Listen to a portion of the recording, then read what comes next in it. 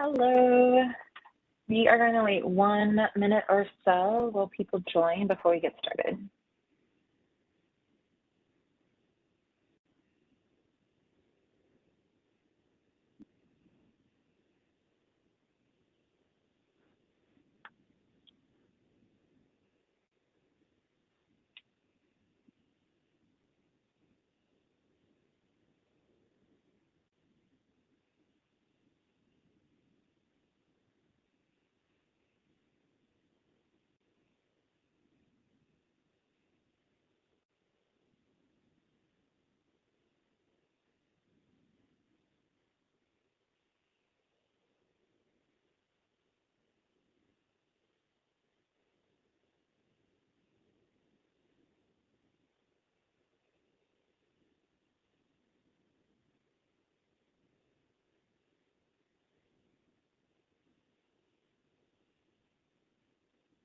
Okay, I'm just going to dive in as people keep joining. This is being recorded and it will be posted on the Hut Exchange.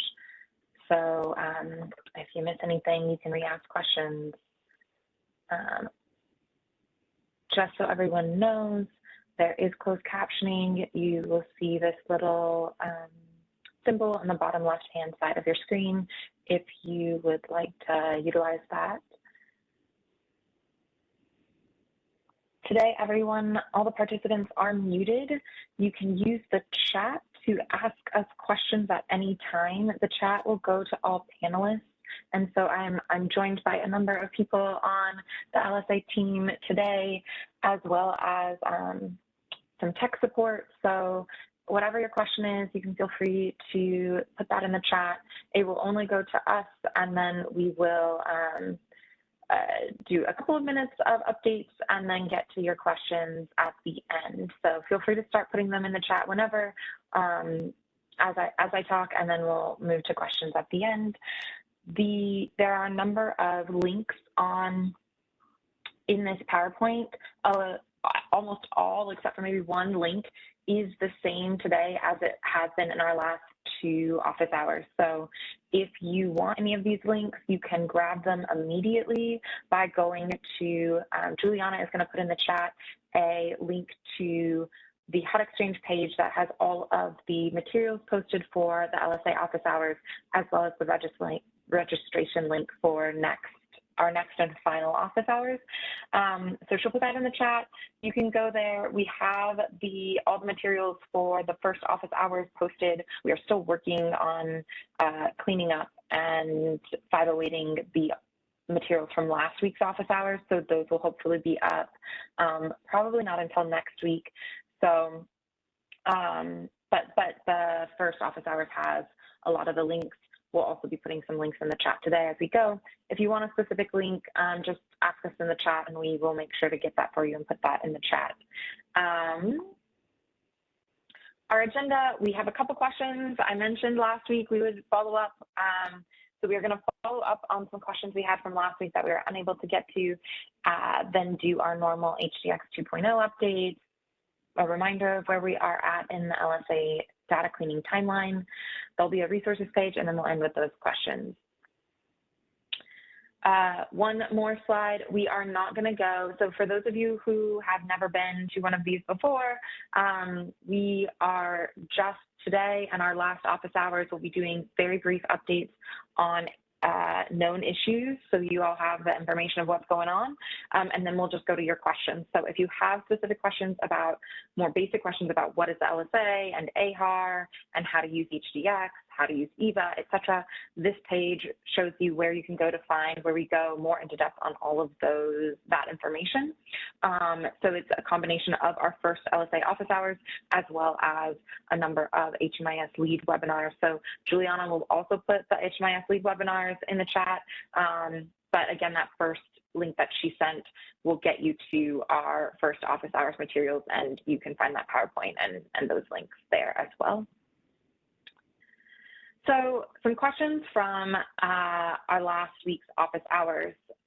One of the main things, we got a couple questions about flag 1338.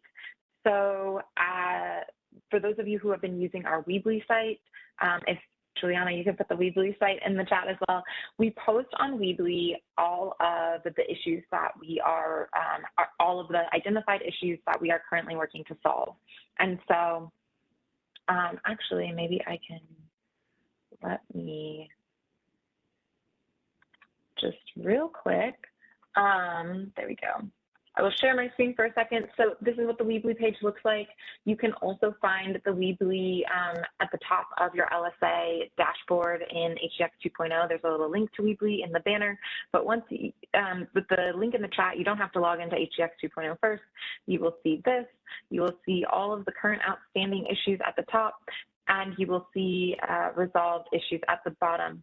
So we currently have had flag 461 and 1338 up here for a while. These flag calculation issues were part of an underlying code issue in the sample code that was updated and sent out to vendors. But because of that, it's not something we can fix on the HDX side of things. So each individual vendor has been making these fixes over the last couple weeks, months, and I believe most have either made the fix already or are imminently making the fix for both of these flags. So if you have questions about whether your vendor has made those specific fixes, you should reach out to your vendor. Once your vendor makes the fix, you will need to re-export your LSA from your HMIS system and then re-upload to HDX 2.0. If you had, once you do that, if you see either of these two flags, that should be an indication of real data quality issues, particularly for flag 1338. So I think 461 is less of a concern for most people. It's flag 461 is less of a concern. Flag 1338, people have a lot of questions. So like I said, most vendors should have made this on their end. And then a couple of new breaking things on our end are that we are going to be turning flag 1338 into a warning. That should be going through soon. You will need to re-upload your data set to HDX 2.0 after we push the fix through, and we will update Weebly when we've done that. But basically, if your vendor has made the updates and you've re-uploaded, that means that it is actually a data quality issue if you're getting flag 1338. And what that means is usually it can be in cases where a project stops participating in HMIS and enrollments are not properly closed out in HMIS. And the expectation is that COCs would update this information in your local HMIS system and then re-upload to HDX 2.0, and then you wouldn't see that flag. You might also be getting this flag in cases where a formerly non-HMIS participating project begins to participate in HMIS, and there are enrollments backdated with a start date that is before the HMIS participation start date. So currently there is no official HUD guidance for this scenario. It is still considered a data quality issue, but because of that kind of gray area and not having that official guidance, that's why we are going to be making the flag a warning. It is not because we think it should be explained away, but if you are unable to update or have reasons for not wanting to update your enrollment dates, you can put that explanation in the warning flag once it's updated to a warning. You are also welcome at any point to continue reaching out to your review teams to ask them questions about how you might go about fixing this issue or questions about what's going on, and your review team can take a look into your specific situation and help guide you with that. So I'm sure we'll have lots of questions. Other people on this call will at the end answer any other questions you have about 1338. The second two bullets here are follow-ups from last week, in that we had just slight wording issues that we wanted to follow up and make sure that we got right. They will be correct in the Q&A that we post for these office hours, but we wanted to follow up on the correct wording. So for DV projects, if a DV project serves at least 75% of people identified as survivors of domestic violence, the project should be marked as DV targeting at the project level. The inventory for DV targets for HMIS participating projects that are DV targeting will be included in your inventory flag counts.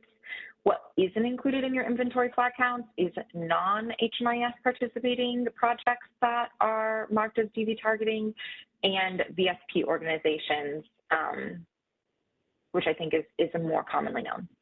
And then the third point, we didn't say anything wrong last week, but there was we just want to clarify and confirm that there was a question last week about what to do with shelters that have that are only open when temperatures fall below a threshold. And so we just wanted to double confirm that situations like that, beds should be categorized as overflow and not seasonal. And we followed up with HUD to get confirmation on this. So if you have any questions, you're welcome to ask today or follow up with the review team. So now we'll go into a couple other HGX 2.0 updates. As you saw, Weebly has those couple flags, the 461 and 1338. The other Weebly thing is flags 1008 and then the range 1032 to 1050. The issue here is just that there was an issue with the percentage not being multiplied by 100. So it's just an explanation. It's nothing wrong with how the flag is calculating, and you can do the kind of move the decimal in your head. So once we fix that, you won't have to re-upload your data or do anything. And no, we don't expect flags to fall off or come back online once we fix that. It's just to fix a wording thing, and that decimal point that has been confusing for some people. The other thing, we have red banner issues up there. If you are getting a red banner issue still, reach out to your liaison ASAP and we will try to fix that. There are a number of folks, or a few folks that we haven't been able to push their file through, and you should have already received a flag file with all of your flags in it, and we are working on resolving the red banner issue. So I don't have any more updates on those people that are still having a red banner issue right now. If you've reported it, that's all you need to do. If you keep getting it, just reach back out to your regional team and let them know that you need them to fix your red banner issue if you haven't already. And then there are a couple of HGX interface issues that are not huge deals, but we are hopefully putting a fix out tonight for. And so one of them is that COCs are not able to use the bulk update feature on your notes. And so we are pushing that through. Nothing is broken with notes. You can still leave them individually and copy paste, but we realized that some people really like that bulk update feature that we had added last year, and it just for some reason wasn't working as expected this year. So that should hopefully be updated today. And then there is an issue where I don't know if it's all, but you might notice that some of your timestamps are not the actual times you entered notes, and that fix is going to be pushed today. So nothing is happening with the notes. The notes are still there, and from all testing that we've done, they're in the right order. It's just that the timestamp on the note is wonky. So nothing to do there, no need to re-upload or anything like that. But those are some interface things that we are working on. And if you notice any interface things or any flag calculation issues, reach out to your review team ASAP. They will be able to look into it and let you know, and just double check if it is a flag calculation issue and we can get started working on it, fixing it, or if it's just maybe helping explain what the flag is talking about and help you understand what you need to do to fix it or double check your data on. Okay, I'm not going to spend a lot of time on this. We talked about this ad nauseum. If people have specific questions, I will come back to this, but I want to save space for all of the other questions people have. This is the timeline. We just last Friday had our interim benchmark to upload warning notes. As a reminder, the interim benchmarks are not hard deadlines, right? By now, you should definitely have a successful upload. If you don't have a successful upload, meaning that you haven't attempted an upload or you have a rejected upload, please reach out to us and let us know what's going on if you haven't already. We know that there are some people working through some vendor-related issues or other issues within your COC, and that's totally fine. We just need to know what's going on with you and see if we can help in any way. So the main thing is getting that successful upload. Once you get that successful upload, working through your errors, working through warnings that are data quality issues that you need to fix in your HMIS and re-upload, and then providing notes for the warnings that, that are not data quality issues. You've looked at the warning, you've looked at your data, you confirmed that it's all correct, and you just give an explanation, a detailed explanation in that warning note of why it's correct. So we're looking for something more than it's good. We want to know why it's good. If you have high utilization, low utilization, give us a detailed explanation of why that is accurate for your COC, your community. Anyone who has submitted warning notes by last Friday, we are committed to getting those responses back to you. So what will happen is oftentimes some of your warning notes will be like, yep, that sounds good, looks good, we'll mark it note sufficient. Sometimes if there's not a detailed enough explanation or we have follow-up questions, we'll send that note back to you and say, hey, we need more information, and your review team will write a note in HDX 2.0. That's why we're asking people to start writing notes by the 15th, so that we can make sure that we have plenty of time to go back and forth on any of those notes, so that by the end of, by the 17th, our goal is to have as many people as possible with 0 errors and only warnings that have notes sufficient on them. So yeah, one last thing, if you'll notice this gray period, we have 2 more gray periods. So starting next Monday on the 25th, Christmas, we will be taking the week off, and the following Monday, New Year's Day, as a holiday break period. We will be putting out of office messages up. You are welcome to email your regional inbox, and some people might be working next week, but we're not guaranteeing our normal response times or any response during that period.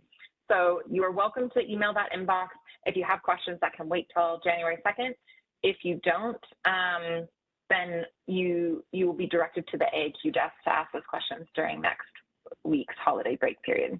And then we have just the one Martin Luther King Jr. Day as a holiday on January 15th. That's a holiday for apps, so no one will be working that day either, but otherwise we will have full coverage. Okay. Once again, resource links, they're online. And our last office hours will be after the new year on January 8th. So please come to that if you have any final questions as we kind of do our final push to the end. And now I'm going to turn it over to questions. Let me, Victoria, do you want to start with that first question? Oh, sorry, you sent it. I misread. That's okay. I do want to hop in because I know that maybe some folks came on a little later to the webinar. So I do know that a few folks sent questions about 1338 after we had passed that slide. So just to reiterate, you know, there was an error in the underlying LSA calculation that feeds that flag. The vendors got the updated sample code and they have been making their updates. It is likely even after they make their updates, you will still get 1338 flags. And those we would think of as like true and indicative of actual data quality issues. And that's especially true in cases where a project stops participating in HMIS and enrollments are not properly closed out in HMIS. We would expect COCs to update that information in their systems. You would also get this flag. I mean, this scenario specifically has been coming up a lot. You'll get this flag in cases when a project that was not participating in HMIS begins participating in HMIS, and then enrollments are backdated. and those enrollments might have a start date that is before the project's HMIS participation start date. There is no official HUD guidance for that scenario. Like, you can look in the HMIS data standards and there's nothing about that specific situation. So like Kiara said, over the next couple of days here, we are going to be updating that flag to a warning. So if your enrollments fall into that kind of category, you can explain that in your warning notes.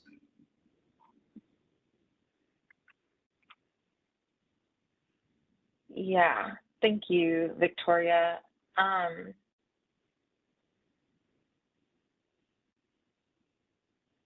Tanya, do you want me to talk about the follow-up on the couple seasonal overflow shelter questions, or do you want to take that? You can take it. I think it's just repeating what you said already. Okay. Yeah, so a couple questions came in asking to repeat about the extreme temp shelters, and someone asking, so inclement weather shelters that open between December and close on April 15th, should they be overflow or seasonal? We have it set up as seasonal beds. So the answer is that if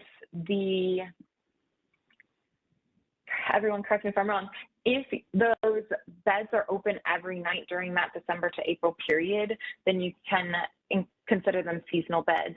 If they are open during that period, but only on dates that fall beneath a certain temperature threshold, then they should be overflow beds.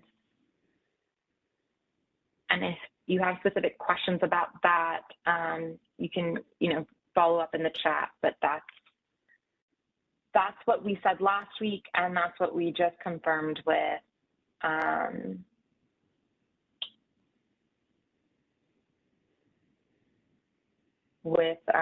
And I think there's another question that we already put in the chat, but just, kind of that gives an example of when seasonal might be used, is that difference between being available for every night versus only being available for certain nights based on specific reasons. Often that temperature reason. I'm going to take a couple questions about the process, holiday break period. So yes, for the holiday break period, all those gray periods on the timeline. So someone asked, can COC still work in the HDX to update notes, upload new data during the holiday break period? And that's a great question. I said that before, but I forgot to say it again today. Yes. COCs can work during all the gray periods. You can work on weekends, holidays. We don't love that life for you if you are working on a holiday, but HDX won't be shutting down. So you are able to add notes, re-upload as many times as you want. The only thing that happens during those grayed out periods is that it is likely, especially for this next week, that your review team won't be in the office. So some people, just like everyone, some people on our team will be working and you might get updates. We recommend that you use the AAQ desk only if you have a really pressing question that can't wait till after the holidays, which can happen, and that's totally fine. You utilize the AAQ desk for that. But if it's just a question about maybe a warning flag or something that can wait until after the holidays, go ahead and still email the regional team. If your review team is working next week, they'll respond as they can, and if they don't respond next week, they'll definitely respond once we get back on the 2nd. I don't know if I finished saying this. We will get all of the warning notes back to folks that replied by last Friday before we're out on our holiday break period. So if you submitted notes by last Friday, you should be getting those back soon. As a reminder, this week and as we get closer to the end, a lot of people are submitting notes, and so it is possible that our teams will need more than that 48-hour 2 business day return time to get you those notes back, but we are going as fast as we can and working on those. And so you might have longer wait times this week and after we get back from break, but we will definitely get everyone who submitted by last Friday back to them, and then any additional ones that we can this week. But if you submit starting kind of tomorrow, Thursday, Friday, depending on the number of submissions and the number of warning notes we have to get through, we'll go in order of how they came in and try to get to as many as we can. And any aren't responded to by this Friday, then they'll just be at the top of the list when folks come back after the holiday break period. So that's how that works. And then I have another question that is asking about the submit for review button and asking, does that not mean that it's final? Does that not finalize and submit? Or do we just use that button when we want to submit the comments we currently have? So yes, I recognize that can be confusing. So the submit for review button can be used at any time for any number of notes that you have. I should walk that back. If you don't have warning notes that you want us to review, you don't need to use the submit for review button at all. If you upload your data and are just looking at your notes, the flags generate automatically. You just work your way through them. You are able to email the inboxes with any questions.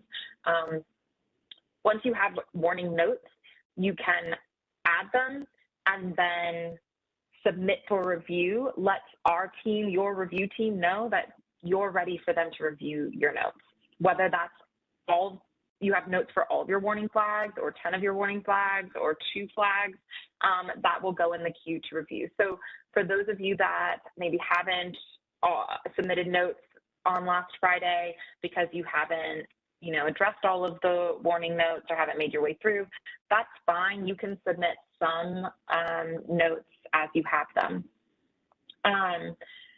I'm seeing just now, so I was just about to get to this. If we submit a note, should we wait for a response before we re-upload again? So what happens in the process is that once you submit for review, the whole data set goes into our court to review. You can't add notes to it at that point until we send it back to you. So what happens if you don't need to re-upload, what happens is once your team gets around to reviewing it and has answers for you, they will send it back to you and then it'll go into your court and you can add notes. If you want to so that's another thing of thinking about how you add notes and when you submit. You can always keep looking at, you'll be able to see all of your warnings even when it's in our court. You just won't have the access to the notes button. So it's up to you on whether you can still keep notes on your own, and when it gets sent back to you, add those notes and submit it again. As far as the upload, you can re-upload at any time. And remember, you don't want to delete your file. You always want to hit the re-upload button. So even if it's in our court for review, you can hit the re-upload button and you can upload a new data set. What happens is the whole data set goes back into your court.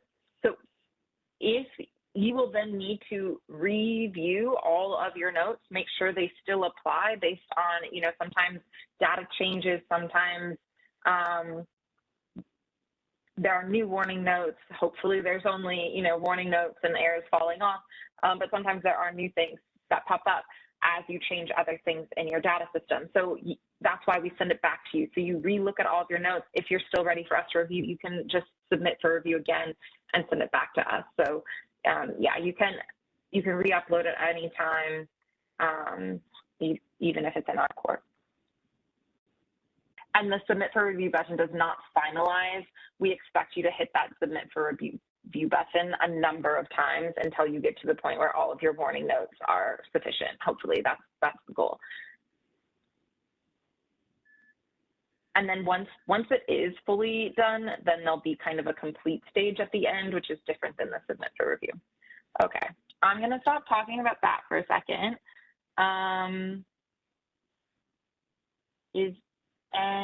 Victoria, did you have a couple ones you wanted to say verbally? Yeah, I do. So there was a question about flag 1218, which looks at overlapping enrollments. So I just want to sort of give some ideas of how y'all can approach that. So any vendor-specific reporting available to you that helps you identify overlapping enrollments, that is very helpful. But you can also use EVA, which is a great tool that has a data quality component to it. It has a specific data quality check for overlapping enrollments. Now, you will need to use a hashed HMIS CSV in order to use EVA if you are unsure of how to generate a hashed HMIS CSV from your system. You will need to reach out to your vendor, but you will also want to make sure that the projects that you are including in your hashed HMIS CSV are the same projects that are in your LSA, and use the same report start and end dates as well. But that will that should help you identify who has the overlapping enrollments, because that's kind of the difficult thing with the LSA data as it comes in. You'll probably have noticed by now that there are like no household identifiers. There's no personal IDs or client IDs associated with any type of enrollment in the data. That's just not how the LSA data is structured. So EVA is really helpful in that it will give you the personal ID, and it'll give you the enrollment ID as well, so that it should be very easy for you to find those clients in your system. The next question was about the series of HIC and LSA inventory comparison warnings. I can provide a general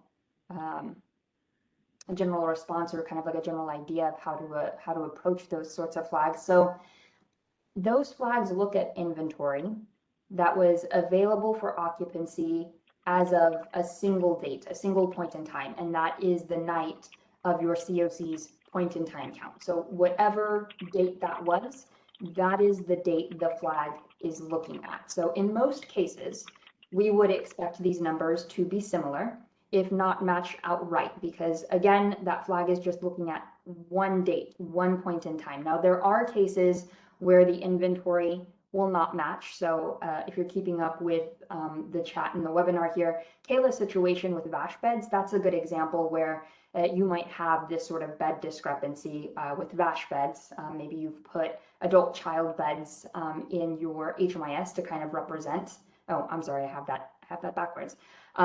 You might have adult child beds in your HIC because that's what was reported, but in HMIS you might only have the adult only beds because in the case of VASH data that's imported using homes, the homes data, only the head of household data comes in, right? So it's only adult only data. So I mean, that's just kind of like one case where information may not match up between the two, in which case we would just need to know in your notes, what is the inventory number that accurately represents the number of beds available on the night of the point in time count for your COC. So between the two numbers, just identifying which one is correct in your note, so that we have that as a reference that we can use later on.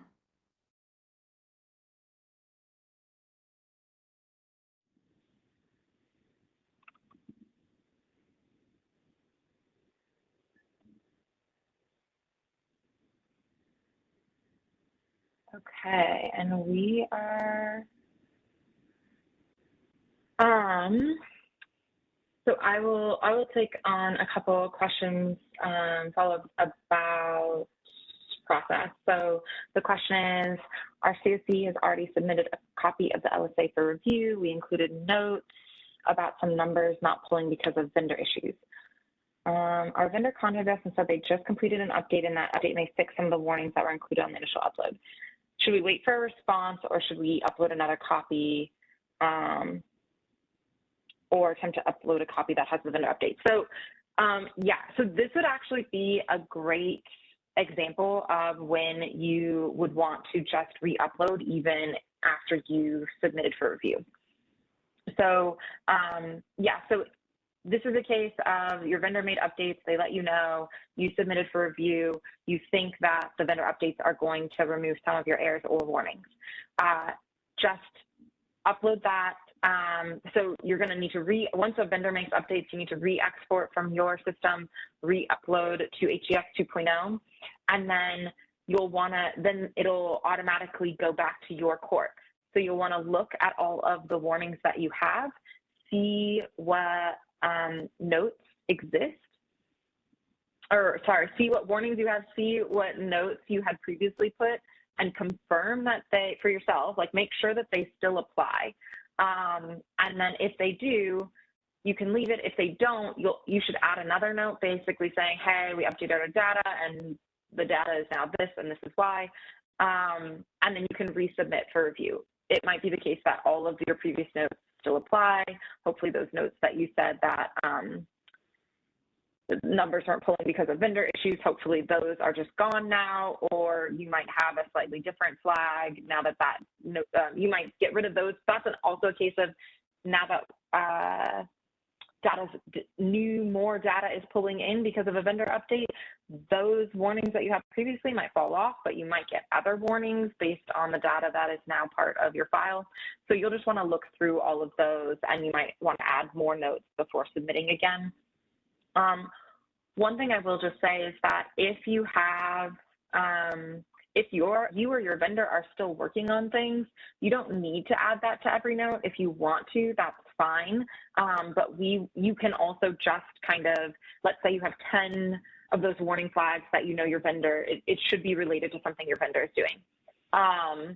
But then there's maybe 10 other flags that are flags that you know are not vendor issues. You've double checked all of your system and you know that they're accurate. And so all you need to do is leave a warning note explaining why the data is accurate. You could just leave notes on those 10 warnings and submit it for our review while you are waiting on your vendor to do other things, while you're making other updates in your system to data related to errors and warnings, etc. And then what we'll do is we'll say, okay, we'll look at it, and if it sounds good, we'll put note sufficient, and then we'll send it back to you. And if you re-upload or whatever, like those warnings that stay there that have that note sufficient, they'll carry through. So it's fine if you only do 10 out of 20 at a time or something like that. And then someone just asked if we submitted notes, should we wait for a response before we re-upload again? This is the same thing that I was saying earlier. You don't have to wait, especially in that situation that I just talked about. If you think that errors or warnings are going to fall off, you should definitely just re-upload, check your notes, resubmit for review. Yeah. And again, this is all for you. That interim benchmark last week is to make sure that you get feedback on your flags in a timely manner so that people aren't rushing at the end and not having time to get our feedback. It is not an official punitive deadline, so there's some wiggle room for you to decide what works best for you. And if you're not sure, you can always reach out to your review team and they can give you specific information based on your situation.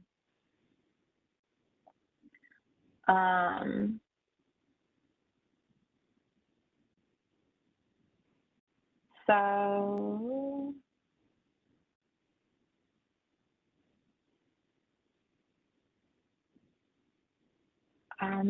I'm looking, I think we have we answered all the other questions?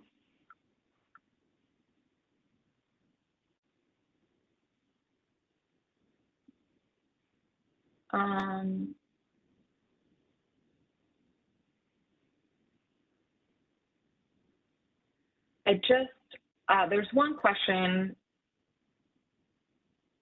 Okay, nope, it has been answered too. So, oh, that one.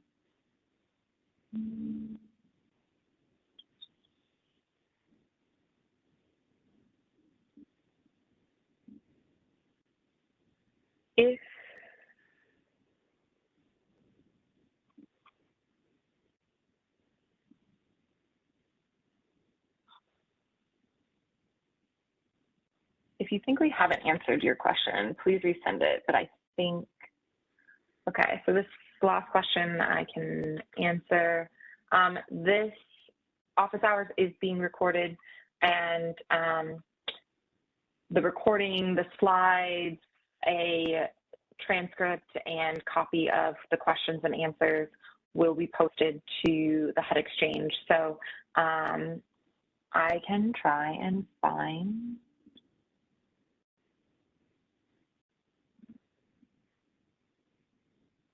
I think, Juliana, I am pulling the,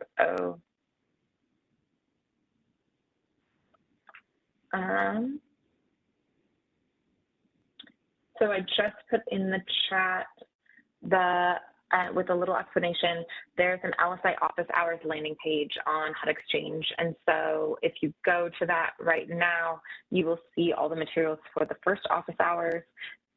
You will see the registration link for the next and final office hours. And then the materials from last week's office hours will be posted maybe next week, depending on, we're finishing it up. It needs to be 508'd and posted. And so depending on out of office schedules, maybe by next week, maybe after the new year. And then we will get these ones out as fast as we can as well, but will be after the new year. And release to participants, they will send out a HUD Exchange listserv email when the materials are posted. So if you are on that listserv, you will get those. It is, I think, HMIS admin, COC, ESG listserv. So if you're on one of those.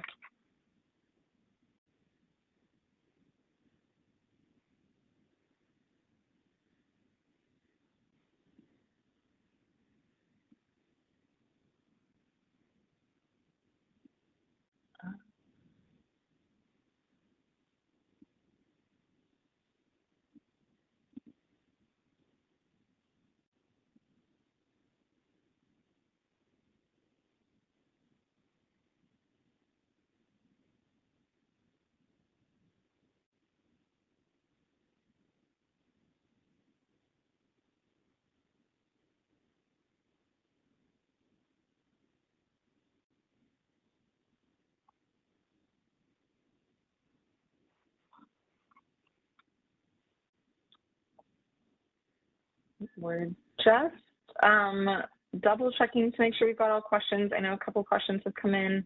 We are just thinking about the answers. So keep sending questions in if you have them.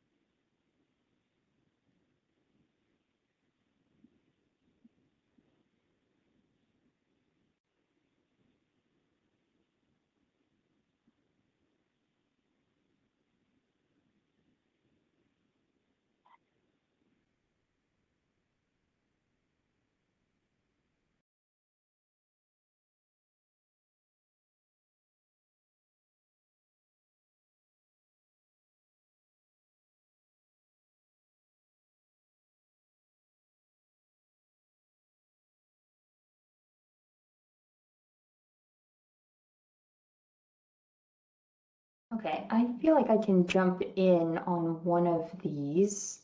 So there's a question about talking about bed inventory dates, in particular, how to properly end date an inventory which was used for the HIC, but might have changed after the HIC period. So HUD does have some guidance around inventory dates that you can find in the HMIS data standards. They are fairly general, right? So there is the recommendation that inventory is updated during the last week of January, April, July, and I believe the last one is October. So like the last week of January, I think a lot of COCs hit because that is typically around the traditional point in time count dates that a lot of COCs use. You know, if an inventory record was just open for the night of the HIC, then let's say your point in time was on January 25th. So you would start the record with a begin date of January 25th. And then if they go offline after that date, then the end date for that is January 26th. I do want to recognize a couple of things here. So one, inventory can be very difficult to keep up with. There's just a lot of moving pieces, and it can be difficult to get that information from providers in real time. HUD does say that, you know, any significant changes in inventory should be documented in your HMIS. But then they also say, HUD also says that it's really up to the COC to document what, or to consider like, what do you think is a significant change in your inventory. So we do not expect day-to-day changes in inventory to be updated in your HMIS. Anything that might span a few months, like let's say you have a project that might close for a couple of months because renovations are happening, you might want to take the beds offline and kind of in them and then create a new record. That seems fairly significant, but I think it's really up to COCs to decide on that criteria specifically. I also think it is okay to use the HIC, to use your point in time count date as an inventory start date, like whenever that is, the 25th, the 26th, you know, whatever date that is. I do think it's okay to use that date to start all of your inventory records. I worked at the Texas Balance of State for several years. And when we would update inventory, the point in time count date was kind of like our foundational North Star, basically. So that was the date that we would enter in because we knew, at least on that days, inventory should be as accurate as we could get it to be. So in terms of like exactly when you should start inventory, not to talk about like, you know, the guidance in the HMIS data standards is like the first inventory record should be, you know, whenever the beds came online, and you can estimate that if you need to, but like all of the other dates after that, we just use the point in time count dates. And if inventory did not change for a project, because there are some projects out there that have very fixed inventory, both in bed numbers as well as in the household types that they serve. If there was no change from one year to the next, then we just left the inventory record as it was, and we didn't make a new one, and we just kind of moved on from there. So yeah, I hope that at least touches a little bit on your question, Kayla. I do owe you another response from the regional inbox, and I have been working on that. So I apologize for not getting that to you sooner, but I should have that out to you by today.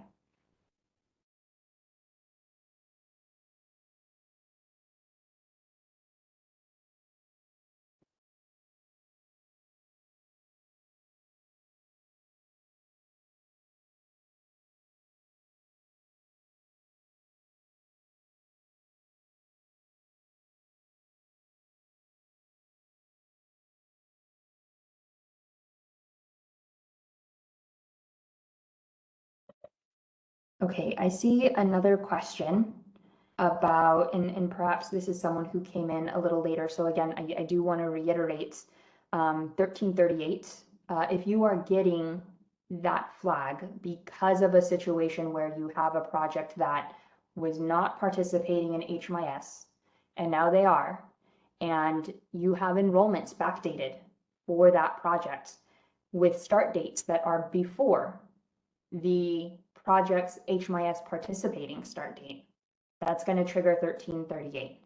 There is no official HUD guidance on that specific scenario. Now, that flag will be transitioned to a warning flag. Right now it is an error. We're going to transition it to a warning. If your enrollments fall into that specific category, in your warning note, let us know about that. It will also trigger, 1338 will also trigger with the opposite scenario, right? So you have an HMIS participating project, it stops participating, and let's say the HMIS users did not go in and close out the enrollments. And so you've got these enrollments that are open within a non-participating period. That is a data quality issue. Those we do expect COCs to identify and to fix as much of those as possible. For the other issue, go ahead and leave us a note if that's a scenario that you're coming up with.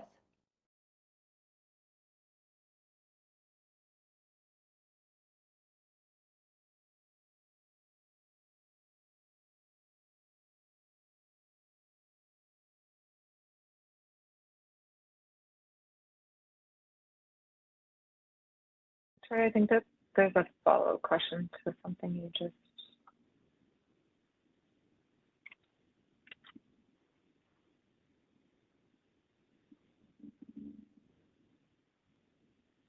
Yeah, I'm just reading it now. Is the end date of the old inventory record equal to the start date of the new one? Or is the start date of the new inventory record the next day? So in my example, I gave the COC had a point in time count of January 25th. And so you have a record that starts on the 25th. And then if those beds were no longer, like they were just available on the night of the point in time count, the end date would be the 26th. Now, if there are additional records, like after the point in time count, the inventory changed so drastically that it needs another inventory record, the start date would be January 26th, and then it would go on from there.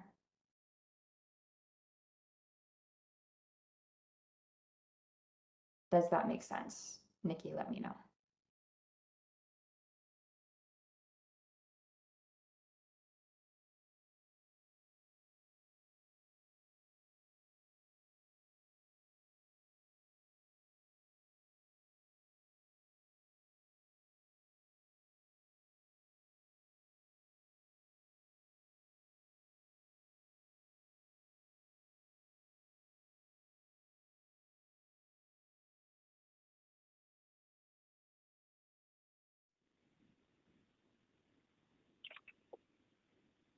So we have no more questions in our queue. Oh.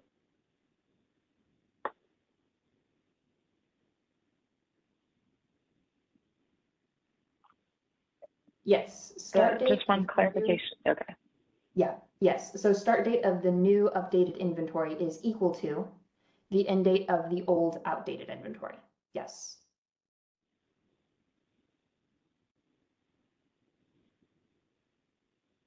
So now we currently have no questions in the queue. We have a couple more minutes. Feel free to send any others in.